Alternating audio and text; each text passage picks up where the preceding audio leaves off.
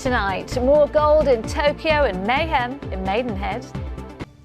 Good evening. While most of us were sleeping, Team GB was making history once again at the Tokyo Olympics, bringing in another gold. His second of the Games was Maidenhead's Tom Dean, who swam to success as part of the men's 4x200 metre freestyle. As you can imagine, the celebrations back home have been going on all day. Rags Martel went to speak to Tom's mum and the rest of the family, still basking in his golden glory. Oh, wow. An Enfield-born equestrian, Charlotte Dujardin, also made history today, becoming Britain's most decorated female Olympian. The record break. Elsewhere, though, there was heartbreak for London's Olympic rowers who missed out on a medal after almost crashing close to the finish line. Oliver Cook. Well, plenty more from the Games on the ITV News at 6:30, as well as the rest of the day's stories. Here's Mary with the details. Next from us, a woman has been found guilty of stealing diamonds worth more than £4 million. She did it by swapping them for pebbles. 60-year-old Lulu Lakatos posed as a gem expert called Anna, who was sent to luxury Mayfair jewellers' Boodles to value the stones. Using sleight of hand, she switched the duplicates in a matter of seconds. Chloe Keedy has the story. Detectives investigating the murder of a 16-year-old from South London have made a fifth arrest. Police.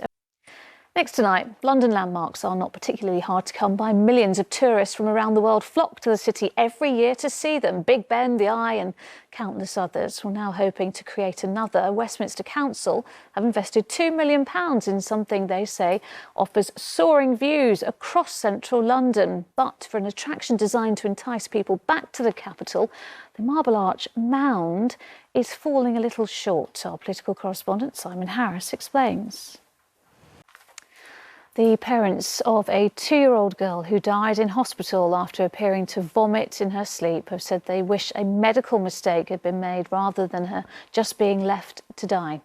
Christiana Banchi was a month short of her 3rd birthday when she died at King's College Hospital in South London last January. She'd been transferred from the Princess Royal University Hospital in Orpington 2 days earlier.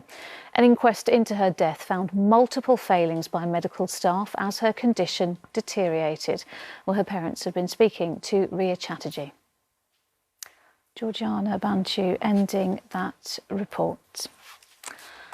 Still to come, we have the full forecast for you, plus... But first, 35 years ago, London estate agent Susie Lamplugh went to meet a client.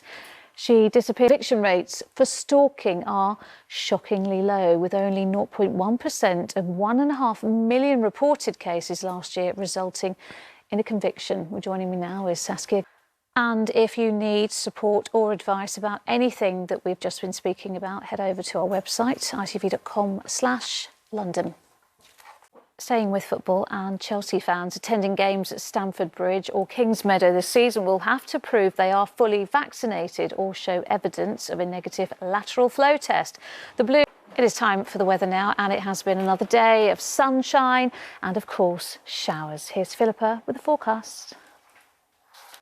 And finally, the code-breaking station at Bletchley Park is now world famous for its activities during the Second World War. But the story of the 400 women of the Y service, whose task was to listen and to intercept enemy messages in the first place, has rarely been told. Well, 98-year-old Pat Davies, who's from Chiswick, had learned German as a young woman from an Austrian cook staying with her family. She and her other Y service wrens are now the inspiration behind a new book, as our senior correspondent Ronke Phillips reports.